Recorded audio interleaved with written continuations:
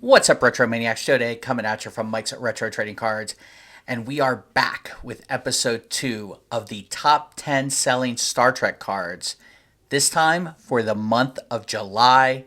But before we get to that, engage.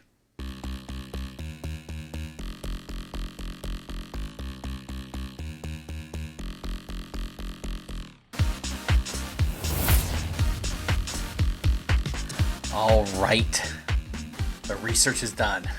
The ballots have been cast, and here in my hand, I've got the top 10 Star Trek cards sold in the month of July on eBay. Before we get to the list, though, just a little bit of housekeeping. First, if you haven't watched the June episode, go back and watch it. It's the first one. You catch up real quick. All right. Lots of cool Star Trek cards on that list. There's a lot of cool ones on this. There are a lot of bangers on this list, but there are a lot of cool Star Trek cards on that list as well. So definitely check that out. And in that same vein, thanks to everyone who watched that.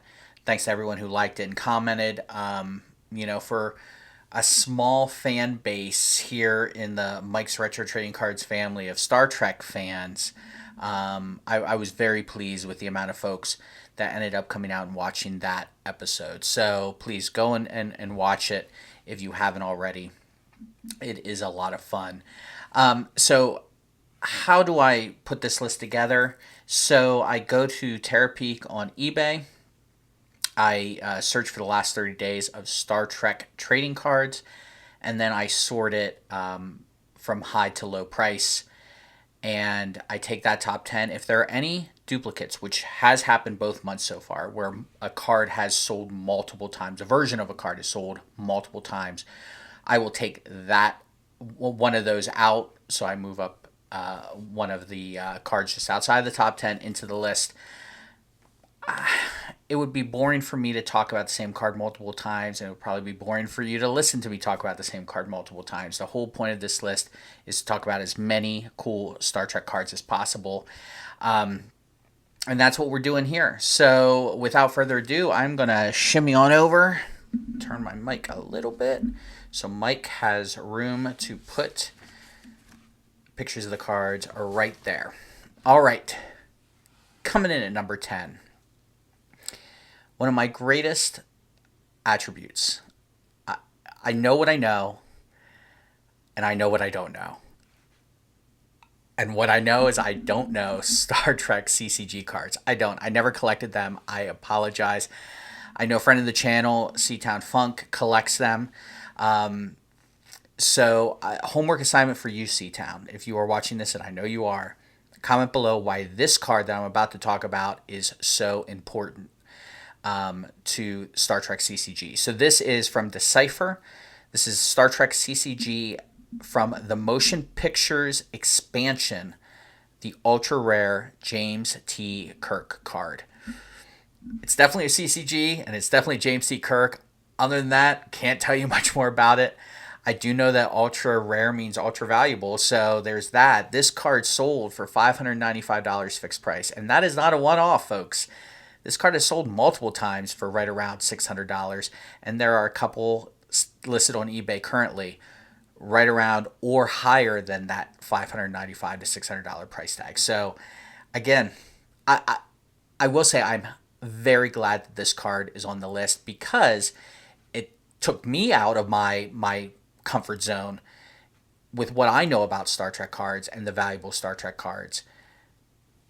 Here's a CCG card I would have never guessed in a million years would make this top 10 list, but here it is, coming in at a strong price.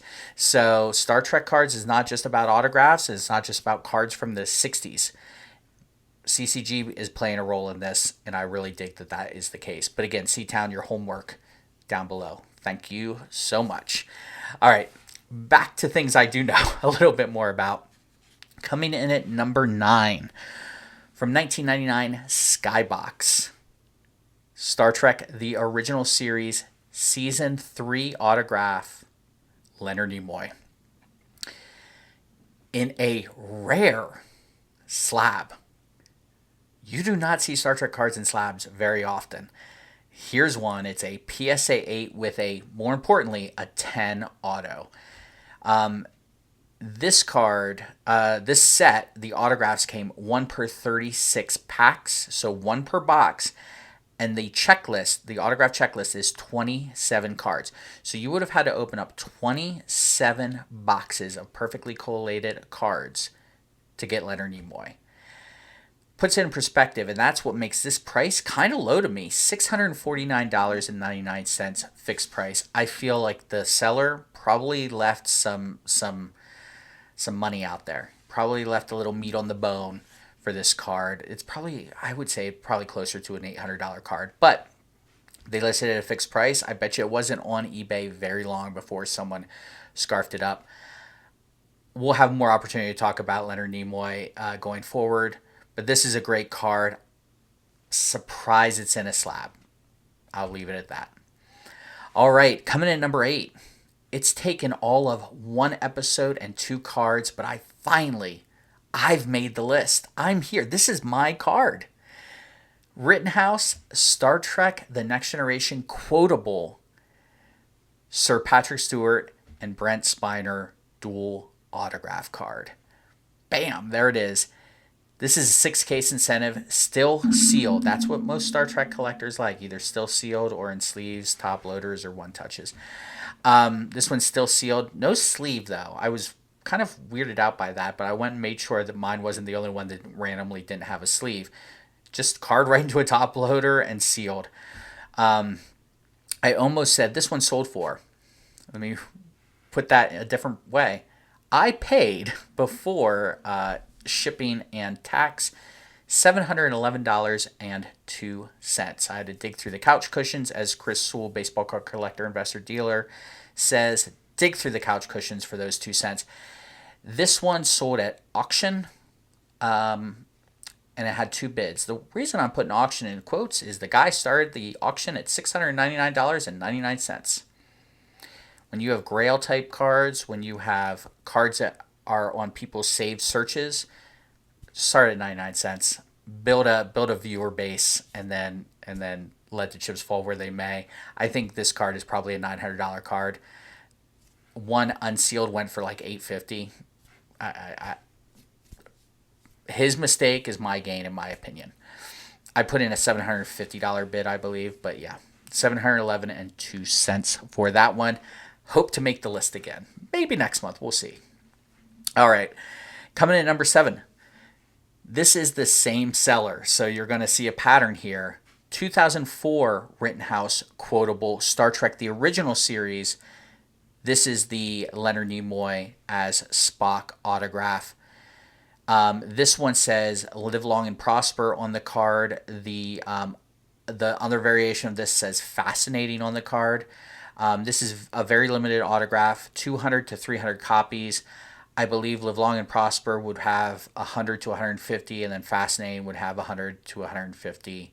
So to come up with that 200 to 300 count. This one went for auction, $749.99, one bid.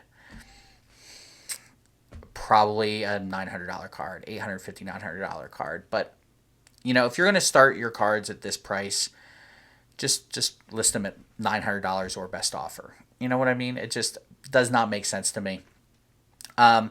I need a Spock autograph in my life. I need a Leonard Nimoy autograph in my life. I'm working on this Patrick Stewart collection, so I'm not really focused on anything else. But Leonard Nimoy, not just a Mount Rushmore actor and character, but also director in Star Trek. So yeah, I definitely need to expand my collection at some point to get that Leonard Nimoy autograph. All right, going up to number 6, we've got 1997 Skybox Star Trek: The Original Series Season 2. This is the William Shatner autograph. William Shatner, obviously, as Captain Kirk. 1 per 36 packs. That means 1 per box. And it is a 32-card autograph checklist. Again, using my, simple way of explaining it, you have to open up 32 perfectly collated boxes to pull a William Shatner autograph. That is why I think this is a crazy low price of $772.78. This one was at auction. I'm not sure where it started, but it did have 19 bids, so I'm guessing it started fairly low, maybe even a 99-cent auction. I talk about needing a Leonard Nimoy. I need a William Shatner. Maybe I just need to buy a duel and save myself some money. They are out there. Probably what I'll do. But yeah, I think this is a crazy good price. I do a steal of the month before I unveil the number one card, and it's usually a card under $100 or so. I say usually. This is the second time I've done it. It's a card under $100. But if I was going to do my steal of the top 10 sales, I think this one might have been it. $772.78 for a William Shatner Skybox auto from 1997 is pretty crazy. So, all right. So here we go. Number 5, 2011 Star Trek. That's from Rittenhouse. The remastered original series autograph card of William Shatner and Barbara Luna. So this is from the episode Mirror Mirror. I've talked about the Mirror Universe in the previous episode. Very popular amongst collectors. Mirror Universe, big time in Star Trek, the original series. Big time, even bigger in Deep Space Nine, and even bigger, in my opinion, in Discovery. Just the mythos has grown and grown and grown. This is from that iconic show, the first ever Mirror Universe Star Trek show. This autograph, this dual auto, is very limited at 200 to 300 copies, and it was a fixed price of $799.99. I love how Rittenhouse does dual autographs. They're taking moments in time. Joan Collins. I talked about Shatner and Collins in last episode. Just again, the Edith Keeler episode, very iconic. Mirror Mirror, very iconic. I did mention that I pull some cards if they're similar, the same card or similar. There was another dual auto of Shatner and Louise Sorel. I believe I'm pronouncing that correctly. From the Rigelian flu or Rigelian fever episode. I'm not an original series guy by any stretch, so I apologize for the lack of knowledge on that specific episode. But that's another dual autograph. Again, a pretty known episode. And that dual auto sold for $725. I'm kind of breaking my own rule here. I'm putting two cards here, number 5. But William Shatner and Leonard Nimoy dual autographs with their female co-stars is kind of a thing Rittenhouse likes to do. I really like how they did it here. So number 5, we've got William Shatner and Barbara Luna, but you could also just as easily say William Shatner and Louise Sorel. All right, coming in at number 4, we've got Star Trek. Skybox. 1997 Skybox, the original series, season 1 autograph, A1. You know who that is. William Shatner as Captain James T. Kirk, 1 per 36 packs, so 1 autograph per box, 26 card checklist. TCDB trading card database says that Shatner's auto is limited to probably around 400. They don't have any legitimate number on that, but that's what they're estimating. This card was listed at $1,177.75 or best offer, and it sold for $920. I think this is another one of those steals. I've mentioned juniors before, I believe. They're a seller on eBay. I've have a connection with the one owner, Henry, over at Juniors. They're the ones that actually sold this card.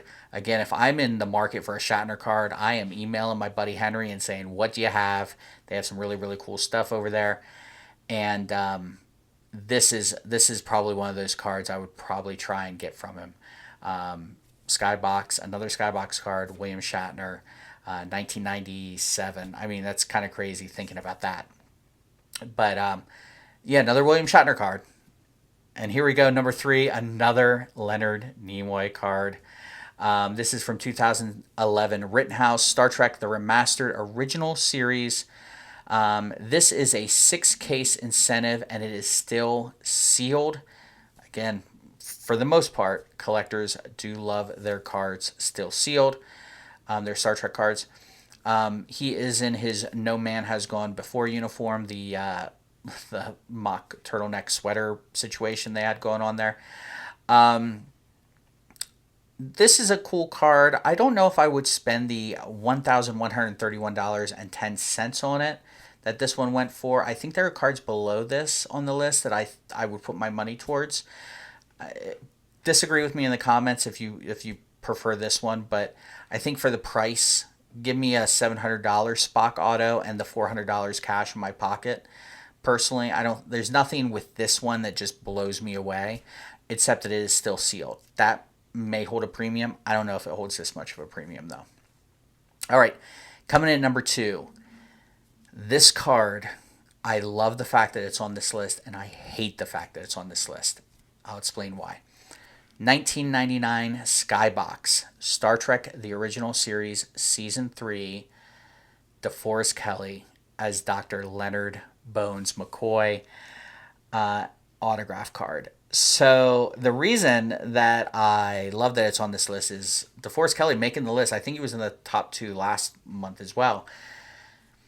My favorite character on Star Trek, the original series, was Bones. I love DeForest Kelley as an actor, and I remember being very sad when he passed away. So I'm happy to see it on this list. I'm happy that someone feels that a DeForest Kelley card is worth what they paid for it, which was $2,500 or best offer, and the sale price was $2,050. What I am upset about is this card was on my watch list for quite some time, and I remember waking up the one morning. One of the first things I do is check my watch list, see what's about to end and see what's ended. And I saw that this had ended, and I was like, oh man, like I wasn't gonna buy it, but it was always nice to see it there. This card is worth every penny of that $2,050.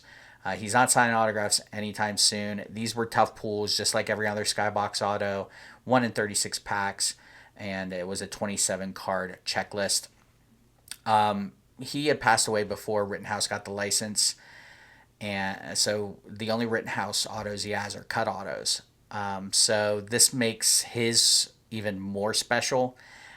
So yeah, absolutely love it, and love the fact that Skybox really, really showing out on this top 10 list. All right, before we unveil number 1, let's do my steal of the month. I'm still trying to work out how to pronounce that in Klingon. We've got 1997 Skybox, not intentional. I did not intend to make it a Skybox card. Star Trek Deep Space Nine Profiles, Rene Auberjonois. I believe I pronounced that correctly. Better known as Odo. It's his autograph card from that set.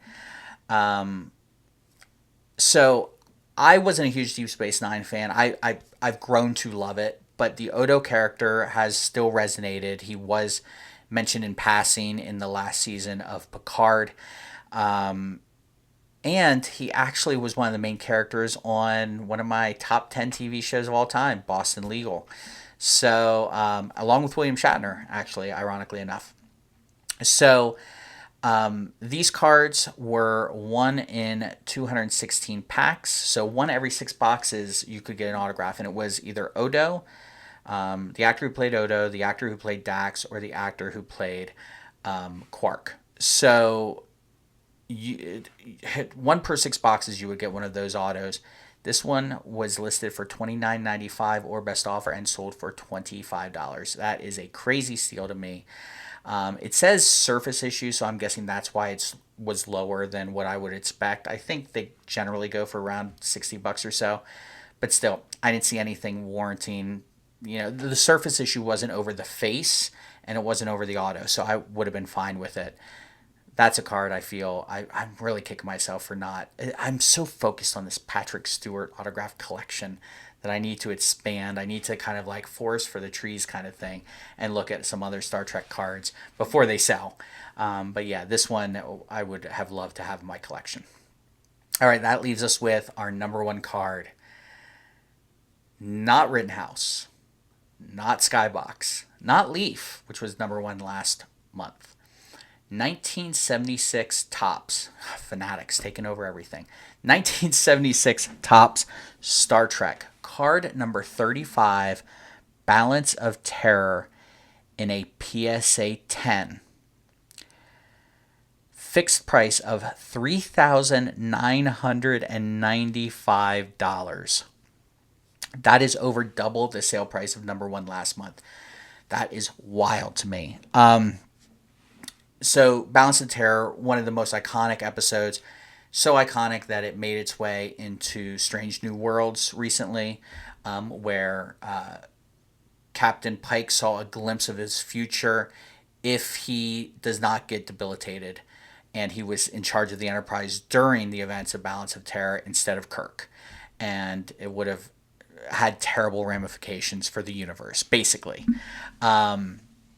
So and this episode also touched on a lot of, as Star Trek has done throughout the years, touched on a lot of like social issues. Like this turned into a race issue episode, where people saw the Romulans for the first time and they look like Spock.